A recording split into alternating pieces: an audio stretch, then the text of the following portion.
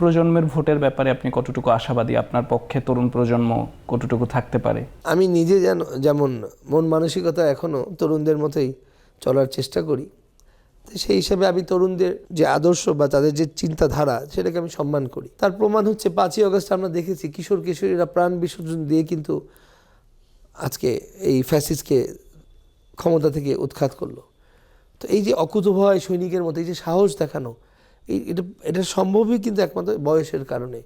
তো তাদের যে প্রাণ স্পন্দন বা স্পিরিট, যে উচ্ছ্বাস, এই উচ্ছ্বাস কিন্তু আপনার সম্মান দেখাতেই হবে।